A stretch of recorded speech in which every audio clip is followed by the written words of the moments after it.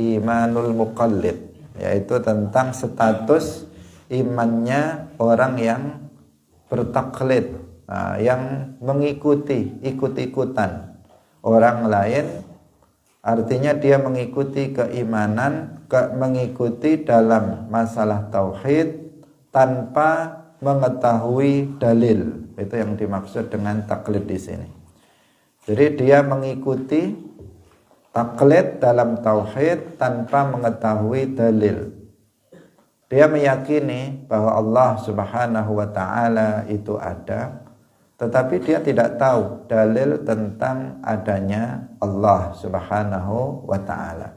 Dia hanya ikut-ikutan saja dalam keimanannya kepada Allah Subhanahu wa taala dan Rasulnya tanpa mengetahui dalil.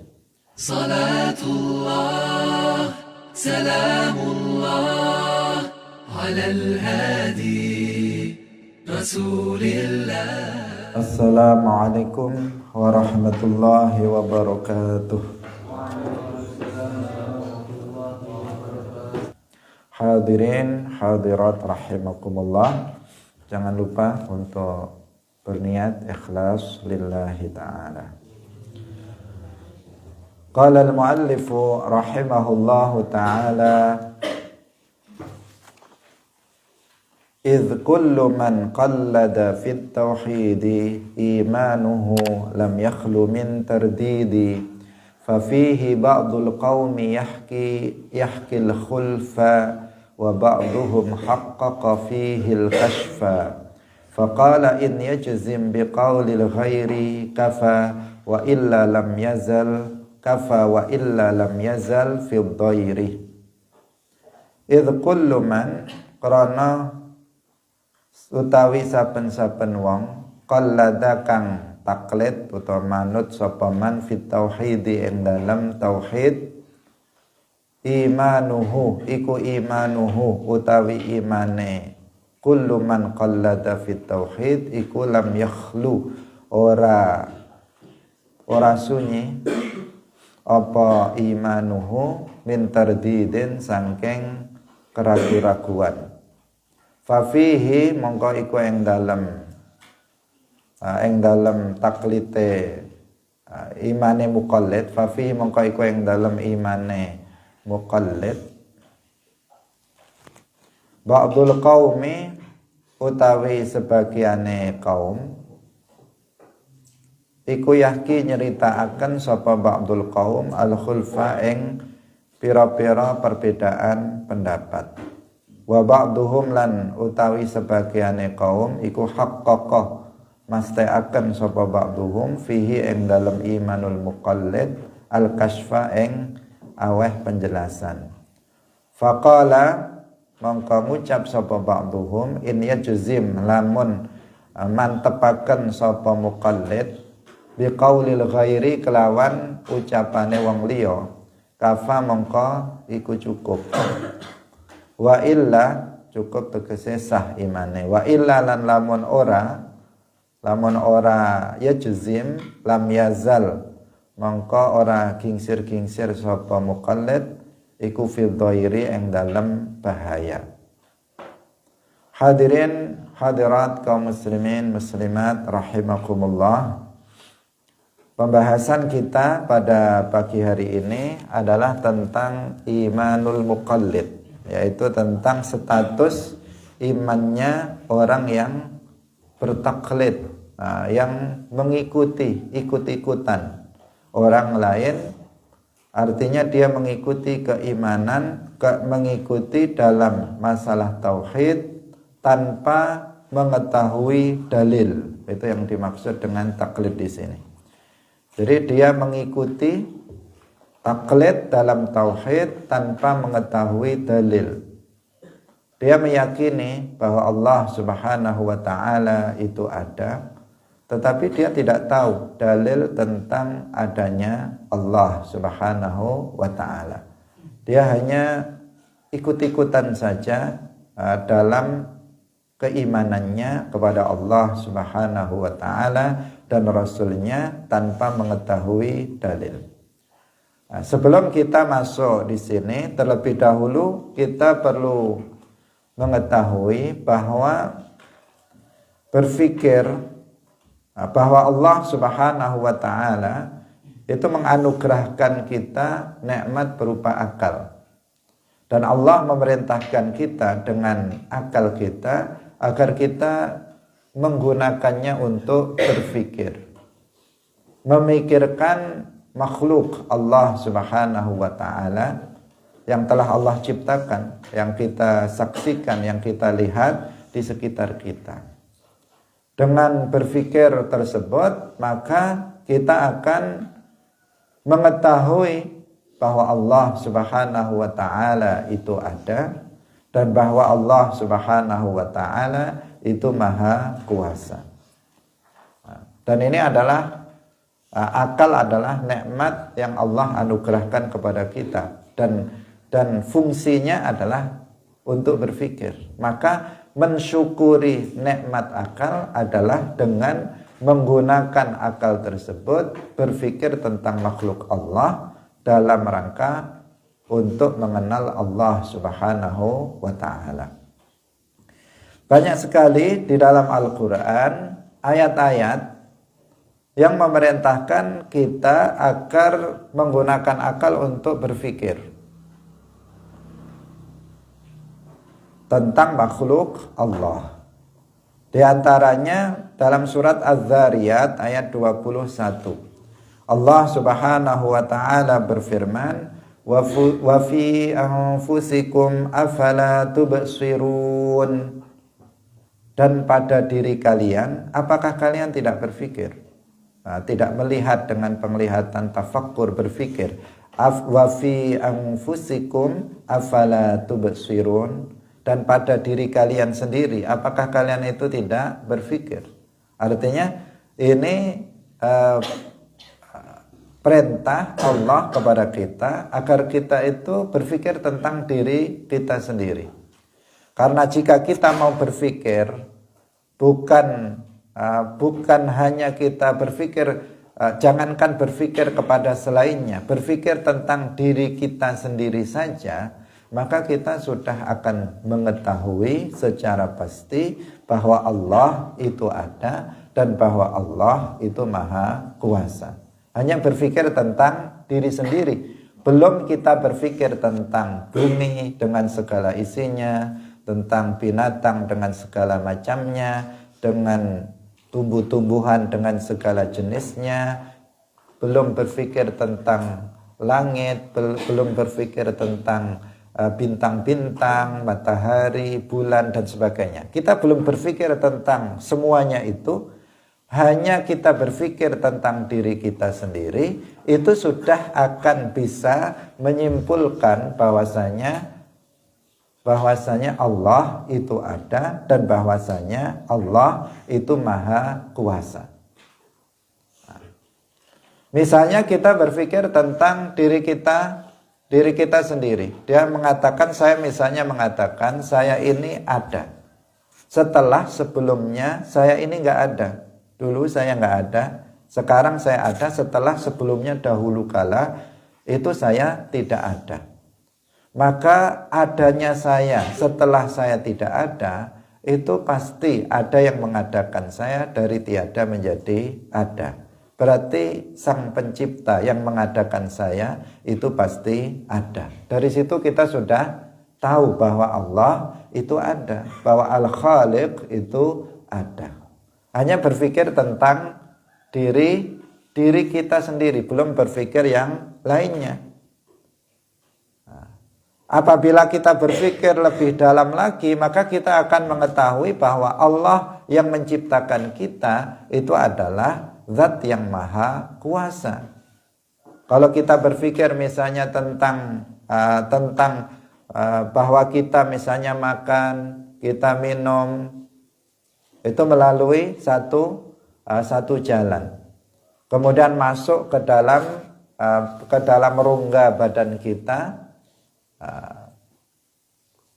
diolah begitu rupa yang kita tidak mengetahuinya. Sebagian makanan itu ada yang diolah kemudian menjadi daging, ada yang menjadi darah, ada yang menjadi tulang, dan berbagai macam jenisnya, yang kemudian keluar dalam bentuk yang berbeda, kotoran sisa-sisa yang diserap oleh tubuh, kemudian menjadi daging, tulang, dan sebagainya. Kemudian sisa-sisanya dibuang melalui dua jalan, depan dan belakang. Melihat itu saja, kalau kita mau berpikir, ini menunjukkan Allah Subhanahu wa ta'ala begitu maha kuasa. Belum kita berpikir tentang makhluk lain, tentang alam sekitar kita, maka akan menambah keyakinan kita bahwasanya Allah Subhanahu wa ta'ala itu ada, dan bahwasanya Allah itu maha kuasa. Hadirin yang dirahmati oleh Allah Subhanahu wa ta'ala, karena itulah maka Allah memerintahkan kita untuk berpikir tentang diri kita dan tentang alam semesta ini, agar kita itu mantap keyakinannya terhadap Allah, terhadap kemahakuasaan Allah Subhanahu wa ta'ala. Karena Allah menciptakan alam semesta ini adalah izharan liqudratihi, untuk memperlihatkan kekuasaan Allah Subhanahu wa ta'ala. Maka kita manusia harus bisa melihat hal itu, harus bisa berpikir tentang makhluk Allah, sehingga mengetahui tentang kemahakuasaan Allah Subhanahu wa ta'ala. Maka at-tafakkur fi makhluqatillah, berpikir tentang makhluk Allah, adalah ibadatun azimatun, ibadah yang sangat agung, pahalanya sangat besar bagi orang yang mau melakukannya. Selalu berpikir tentang makhluk Allah, maka akan menambah kekuatan iman dia kepada Allah Subhanahu wa ta'ala.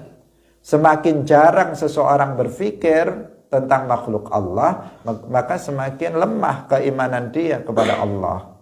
Kalau seseorang nggak mau berpikir, sama sekali otaknya nggak dipakai untuk berpikir tentang dirinya, tidak dipakai untuk berpikir tentang alam sekitar, maka keimanannya akan menjadi melemah.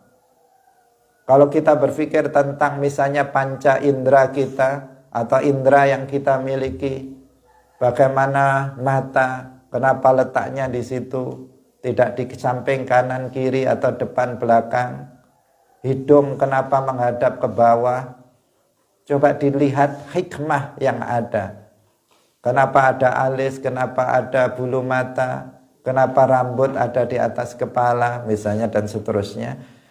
Itu semuanya akan, kalau kita mau berpikir, kita akan mengetahui bahwa semuanya ada hikmah yang luar biasa, yang menjadikan kita mengakui kekuasaan Allah Subhanahu wa ta'ala, dan bahwa Allah itu maujudun, bahwa Allah itu ada.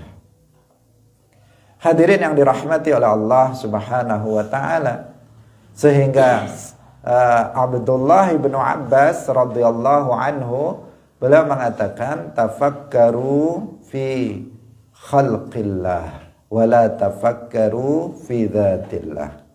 Berpikirlah kalian tentang makhluk Allah, jangan berpikir tentang zat Allah. Yani jangan berpikir tentang hakikat Allah.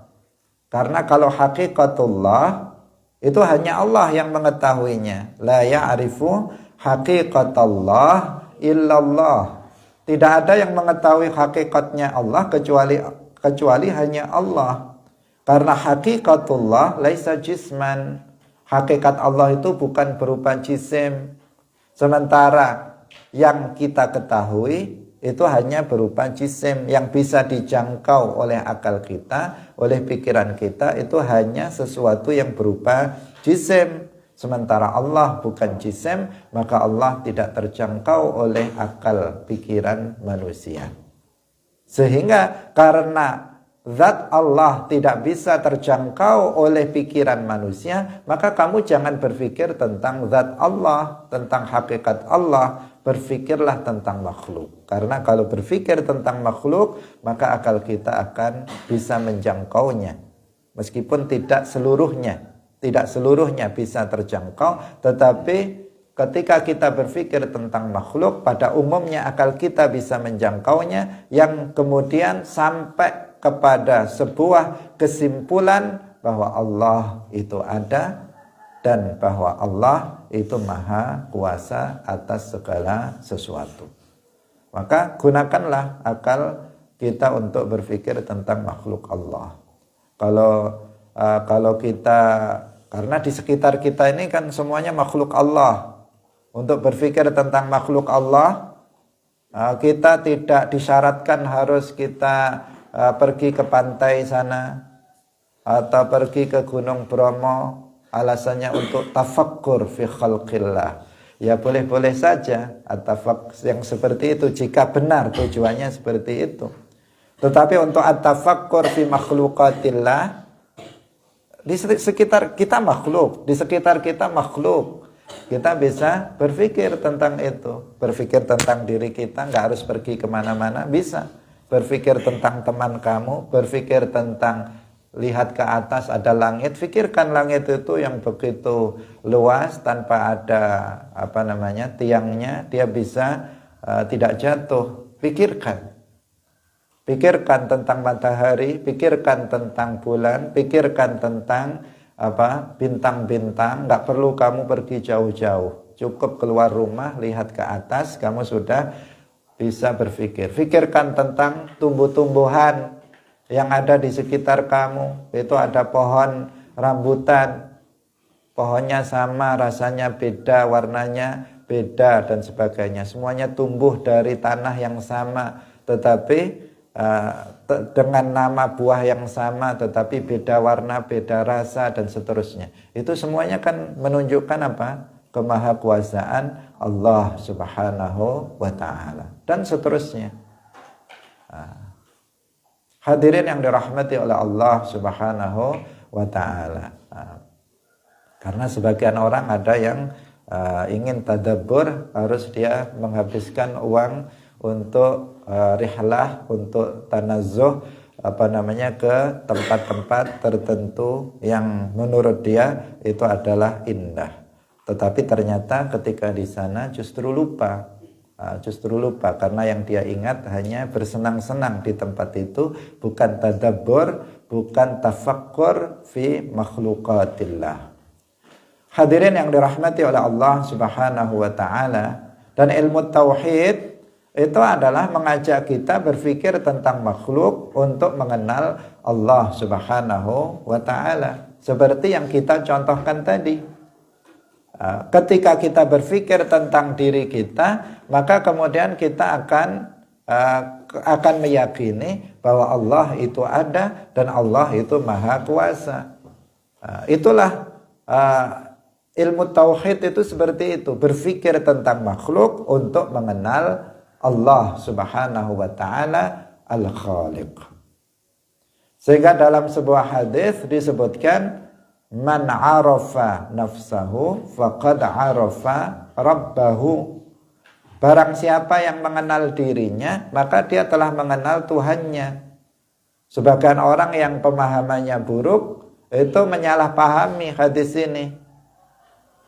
Dia mengatakan orang yang mengenal dirinya maka dia mengenal Tuhannya, berarti dirinya itu Tuhan. Nah, ini pemahaman yang melenceng, pemahaman yang keliru, pemahaman yang sesat, menyesatkan. Akhirnya dia berpaham dengan paham hulul. Dia berpaham hulul bahwa Allah itu menyatu dengan dirinya. Dia mengatakan dasarnya adalah man arafa nafsahu faqad arafa rabbahu. Barang siapa yang mengenal dirinya maka dia telah mengenal Tuhannya. Berarti dirinya adalah Tuhannya. Ini adalah sesuatu yang kekeliruan yang fatal. Padahal konteks hadis ini adalah tentang tafakkur fi makhluqatillah. Bahwa seseorang yang berpikir tentang dirinya, kemudian dia mengenal dirinya, maka dia akan mengenal Allah, bahwa Allah yang menciptakan dirinya tidak serupa dengan dirinya. Dia tahu, oh saya ini ada setelah tidak ada. Berarti Allah adanya tanpa permulaan. Oh saya ini berubah, berarti Allah itu tidak berubah. Oh saya ini bertempat, berarti Allah itu tidak bertempat. Oh saya ini berada pada arah tertentu. Oh berarti Allah tidak berada pada arah tertentu. Oh saya ini berupa jisim. Oh berarti Allah itu bukan berupa jisim. Saya ini beranggotakan badan. Maka Allah berarti tidak beranggotakan badan. Dengan dia mengenal dirinya, maka dia akan mengenal Allah, bahwa Allah tidak serupa dengan dirinya, makhluk. Itu maksudnya, man arafa nafsahu faqad arafa rabbahu. Hadirin yang dirahmati oleh Allah Subhanahu wa taala. Selain ayat wa fi anfusikum afala tubsirun, juga ada ayat-ayat yang lainnya. Misalnya dalam surat Fussilat ayat 53. Allah Subhanahu wa taala berfirman, sanurihim ayatina fil afaqi wa fi anfusihim hatta yatabayyana lahum annahul haqq. Ayat ini juga menjelaskan bahwa Allah memperlihatkan di di seluruh penjuru alam semesta ini, memperlihatkan tanda-tanda kekuasaan Allah Subhanahu wa taala, dan seluruh makhluk ini merupakan tanda-tanda kekuasaan Allah, dan juga Allah memperlihatkan tanda-tanda kekuasaannya pada diri manusia. Sehingga bagi mereka yang mau berpikir, maka dia akan mengetahui bahwasanya Allah Subhanahu wa taala itu betul-betul ada. Maka adanya alam semesta ini dikatakan sebagai bukti akan adanya Allah Subhanahu wa taala. Kita mengatakan apa tandanya, apa buktinya bahwa Allah itu ada? Buktinya adalah adanya alam semesta ini. Hadirin yang dirahmati oleh Allah Subhanahu wa taala. Kemudian dalam ayat yang lain, dalam surat Al-A'raf ayat 185, Allah Subhanahu wa taala berfirman, awalam yanzuru fi malakutis samawati wal ard. Tidakkah mereka itu melihat, memandang dengan pandangan tafakkur dan istidlal terhadap kerajaan langit dan bumi. Artinya yang alam semesta, yang ada di bumi, yang ada di langit, apa yang ada di antara bumi dan langit. Tidakkah kita ini berpikir tentang itu? Jika kita mau berpikir tentang itu semuanya, maka kita akan bisa kuat keimanan kita kepada Allah, meyakini tanpa ada keraguan sama sekali bahwasanya Allah Subhanahu wa taala itu ada, dan bahwa Allah itu maha kuasa atas segala sesuatu. Hadirin yang dirahmati oleh Allah Subhanahu wa taala. Sekarang kita kembali kepada permasalahan. Tadi kita katakan yang dibahas di sini adalah tentang imanul muqallid, imannya orang yang taklid. Artinya status iman orang yang beriman kepada Allah dan Rasulnya, tetapi dia tidak mengetahui sedikit pun tentang dalil akli akan adanya Allah. Kalau dia mengatakan saya yakin tanpa ragu Allah itu ada, tidak ada yang disembah dengan hak selain hanya Allah, dia mengatakan begitu. Ketika ditanya, apa buktinya kalau Allah itu ada? Nggak tahu.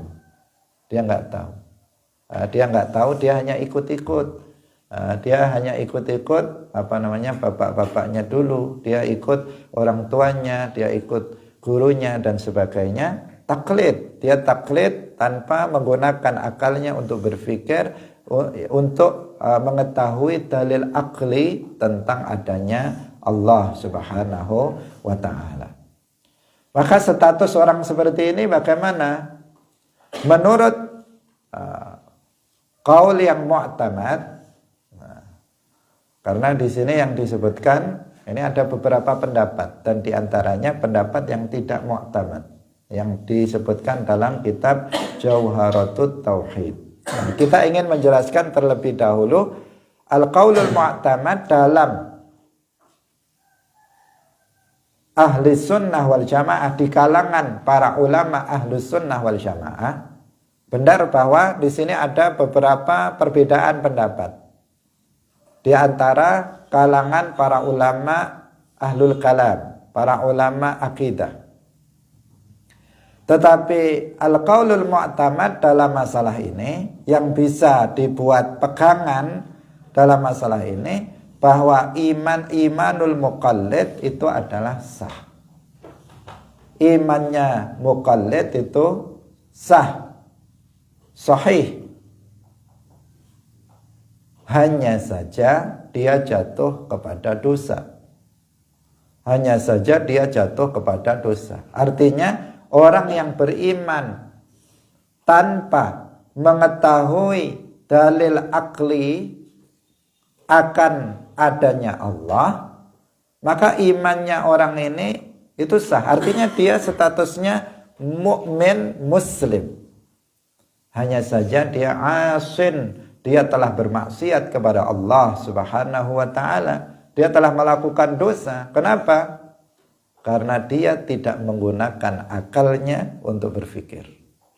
Sementara di sini dia menggunakan akalnya berpikir tentang alam semesta dalam rangka untuk mengetahui, membuktikan tentang adanya Allah, itu hukumnya wajib.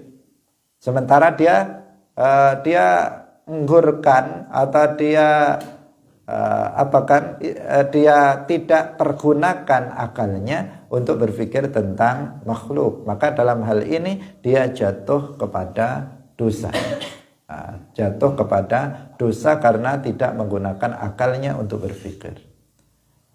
Tetapi dari sisi bahwa imannya itu telah sah atau tidak, kita katakan imannya sah. Dia hukumnya muslim, dia mukmin, bukan kafir.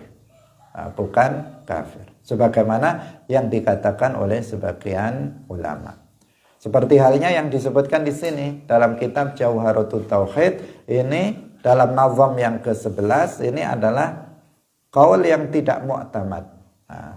Beliau mengatakan bahwa setiap orang yang taklid dalam tauhid, maka imannya itu tidak lepas dari adanya keraguan-raguan.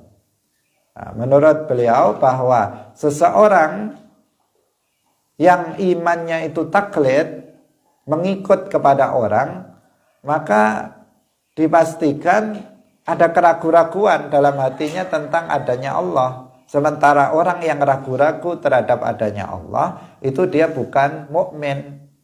Dia bukan mukmin, artinya dia masih dalam kekufuran.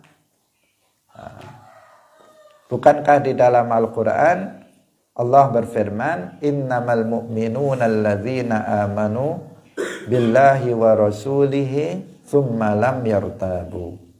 Sesungguhnya orang-orang yang beriman adalah orang-orang yang beriman kepada Allah dan Rasulnya, kemudian dia tidak ada keraguan dalam hatinya.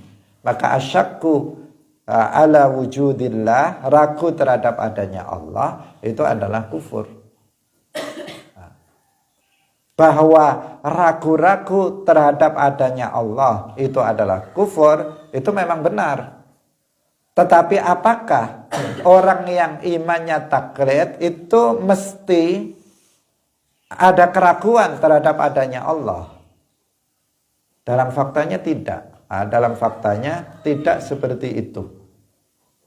Bahkan sebagian orang ada yang dia nggak tahu tentang dalil akli adanya Allah, tentang adanya Allah, dia nggak tahu, tetapi dia begitu ada jazm di dalam hatinya, ada ketetapan dalam hatinya tanpa ada sedikit pun keraguan bahwa Allah itu ada. Nggak ragu sama sekali bahwa Allah itu ada. Namun jika dia ditanya apa buktinya kalau Allah itu ada, dia nggak tahu. Maka orang seperti ini menurut pendapat yang kita pegangi, yang mu'tamad adalah dia muslim. Dia muslim, bukan kafir. Dia mukmin. Kenapa? Karena ada jazm, ada kemantapan hati dalam keimanan. Dia tidak ragu terhadap adanya Allah meskipun dia tidak mengetahui dalil akli akan adanya Allah. Berbeda halnya seandainya seseorang itu ada syak, ada keraguan terhadap adanya Allah Subhanahu wa taala, maka di sini jelas dia akan jatuh kepada kekufuran. Kalau dia ragu-ragu, jangankan tidak mengetahui dalil, tahu dalil saja kemudian ragu-ragu akan adanya Allah, ragu-ragu terhadap kemahakuasaan Allah, maka hukumnya adalah kufur, keluar dari Islam jika ada yang meragukan adanya Allah Subhanahu wa ta'ala. Jadi alasan yang dikemukakan orang yang berpendapat bahwa imannya muqallid itu tidak sah, alasan mereka adalah bahwa imannya seorang muqallid itu tidak akan lepas dari keraguan. Artinya dalam hatinya itu pasti akan muncul keraguan akan adanya Allah. Karena itulah maka imannya muqallid itu tidak sah. Nah, itu pendapat sebagian ulama. Ada ulama yang berpendapat seperti itu, termasuk dalam nazam yang ke-11 dalam Jawharatut Tauhid ini. Tetapi qaul mu'tamad yang kuat yang dipegangi oleh mazhab al-Asy'ari dan muqaddim dari mutaqaddimin dari Asy'ariyah, sebagian besar mereka itu mengatakan bahwa imanul muqallid itu yasih. Imannya orang yang taklid dalam keimanannya itu adalah sah. Hadirin yang dirahmati oleh Allah Subhanahu wa taala, karena tidak selalu orang yang imannya itu taklid itu kemudian kemudian ada keraguan dalam hatinya terhadap adanya Allah Subhanahu wa taala. Dan al-muallif Asy-Syaikh Ibrahim Al-Laqani di sini juga menjelaskan bahwa memang ada khilaf di antara para ulama. Beliau menyebutkan fafihi ba'dul qaumi yahkil khulfa wa ba'duhum haqqaqa fihil kashfa faqala in yajzim biqaulil ghairi kafa wa illa lam yazal fil dhairi. Beliau juga menyebutkan al-qaulul mu'tamad menurut para ulama, yaitu apabila seseorang itu ada jazm, ada kemantapan dengan ucapan orang lain, artinya dia taklid kepada orang lain dan gak ragu dengan apa yang dikatakan oleh orang lain tersebut, maka ini cukup sah imannya. Wa illa, tetapi jika tidak, artinya dia tidak ada jazm, tidak ada kemantapan terhadap perkataan orang lain yang dia ikuti, maka dia tetap dalam bahaya. Lam yazal fil dhairi, dia tetap dalam bahaya. Artinya imannya nanti bisa tidak sah apabila ternyata kalau memang betul-betul ada keraguan dalam hatinya terhadap adanya Allah Subhanahu wa taala, maka menjadi tidak sah. Imannya itu tidak sah. Hadirin yang dirahmati oleh Allah Subhanahu wa taala. Maka sangat penting bagi kita untuk mengetahui dalil tentang adanya Allah Subhanahu wa taala, dalilun aqliyun, dalil akal tentang adanya Allah Subhanahu wa taala. Berpikir dengan akal. Dalam Al-Qur'an juga ada celaan terhadap orang yang taklid dalam permasalahan akidah, dalam permasalahan agama. Allah Subhanahu wa taala dalam Al-Qur'an menceritakan tentang orang-orang musyrik yang menyembah berhala. Ketika mereka ditanya tentang apa yang mereka lakukan, mereka mengatakan inna wajadna aba'ana ala ummatin wa inna ala atharihim muqtadun, kata mereka. Sesungguhnya kami ini menemukan ayah-ayah kami dalam agama mereka, maka kami ini mengikuti apa yang mengikuti mereka. Kami ini mengikuti mereka saja.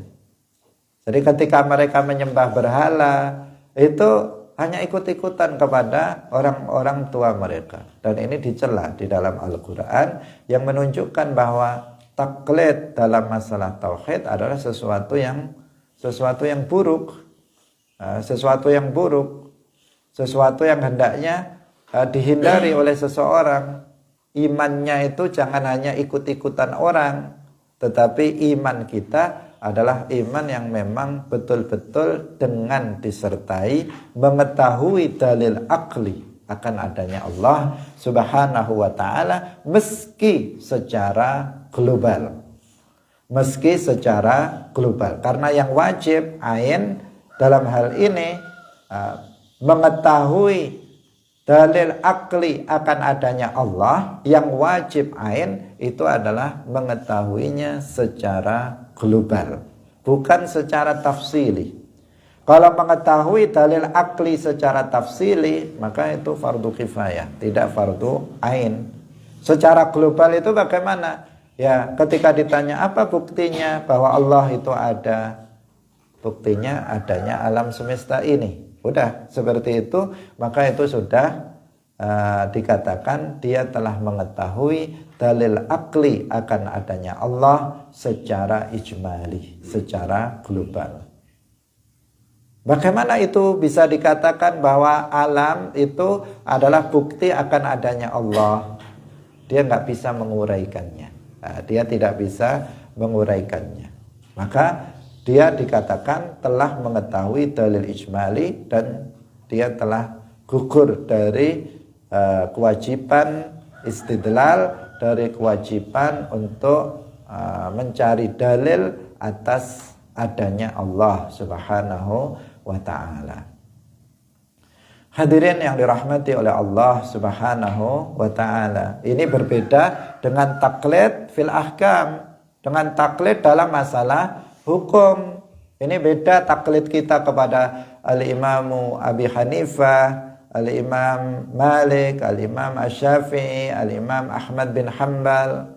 Kalau taklid dalam masalah ini, dalam masalah ahkam, dalam masalah memahami ayat-ayat Al-Quran dan hadis-hadis Rasulullah, maka itu justru hukumnya wajib bagi selain mujtahid. Bagi kita yang bukan mujtahid, maka kita wajib untuk taklid kepada mereka, bukan sesuatu yang tercela. Karena ada sebagian kelompok yang mereka anti mazhab, yang mereka anti taklid, yang mereka itu mengharamkan taklid. Bahkan orang-orang Wahabi, salah satu tokoh Wahabi mengatakan bahwa mengikuti suatu mazhab tertentu adalah sebuah kesyirikan. Ada yang sampai seperti itu. Padahal mayoritas umat Islam di seluruh dunia ini semuanya taklid, semuanya bermadhab terhadap madhab salah satu dari madhab yang 4. Artinya orang-orang Wahabi ini secara tidak langsung mereka mengatakan bahwa umat Islam seluruhnya itu musyrikun karena mereka telah mengikuti madhab, telah bertaklid kepada madhab dalam fikih. Mereka telah mengkafirkan umat Islam dengan takfir syumuli, takfir yang meliputi seluruh umat Islam, tidak hanya perorangan atau kelompok, tetapi mengkafirkan seluruh umat Islam dengan pendapatnya yang seperti itu. Mereka ada istilah al-madhabiyah. Mereka tanpa madhab, mereka mengatakan dengan jargonnya yang sebenarnya, jargon itu tidak salah, tetapi karena mereka yang mengucapkannya, mereka menghendakinya dengan makna yang menyimpang. Mereka mengatakan, ayo kita kembali kepada Al-Quran dan Sunnah. Pernyataan ayo kita kembali kepada Al-Quran dan Sunnah Itu pernyataan yang benar bahwa kita memang dalam segala hal kita harus kembali kepada Al-Quran dan Sunnah. Karena Al-Quran dan Sunnah itu adalah rujukan dalam kehidupan kita di dunia ini untuk menuju keselamatan. Dia adalah sumber ajaran Islam. Karena itu semuanya kita kembali kepada Al-Quran dan Sunnah. Tetapi jargon ini itu berbeda maknanya apabila diucapkan oleh orang-orang Wahabi. Jika orang-orang Wahabi mengatakan ayo kita kembali kepada Al-Quran dan Sunnah, maka yang mereka maksud adalah tinggalkanlah Imam Syafi'i, tinggalkanlah Imam Malik, tinggalkanlah Imam Abu Hanifah, tinggalkanlah Imam Ahmad bin Hanbal, kita ikut Al-Quran dan hadis secara langsung. Nah, itu yang mereka pahami. Tinggalkanlah kitab-kitab kuning yang sering kalian pelajari, karena kitab-kitab kuning itu adalah karya manusia. Nah, karya manusia yang bisa salah dan bisa benar, maka tinggalkanlah itu semuanya. Kita kembali kepada Al-Quran yang pasti benarnya, kembali kepada Sunnah yang pasti benarnya. Seakan-akan bisa diterima oleh akal kita. Tetapi bagaimana memahami Al-Quran dan hadis? Bisa enggak mereka memahami Al-Quran dan hadis tanpa dengan mengikuti pemahaman para ulama? Bisa enggak? Sedangkan untuk memahami Al-Quran dan hadis itu bukan sesuatu yang mudah. Untuk memahaminya seseorang harus menguasai berbagai macam disiplin ilmu. Dia harus hafal misalnya mufradat, kosakata dalam bahasa Arab yang bukan hanya bukan hanya 1.000 atau 2.000, yang jumlahnya sangat banyak, harus dikuasai. Satu kata dalam bahasa Arab bisa memiliki 10 makna, 15 makna, 50 makna. Dia harus tahu bagaimana penggunaannya, orang Arab dalam menggunakannya. Itu masih satu jenis saja. Apakah kamu sudah hafal kamus Mu'jam Mukhtarus Sihah? Apakah kamu sudah hafal kamus atau Mu'jam Al-Misbahul Munir? Sudah hafal atau belum?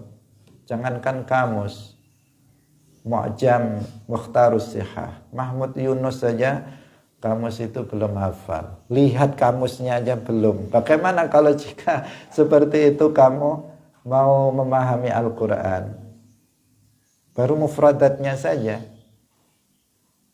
Padahal bahasa Arab bukan hanya mufradat.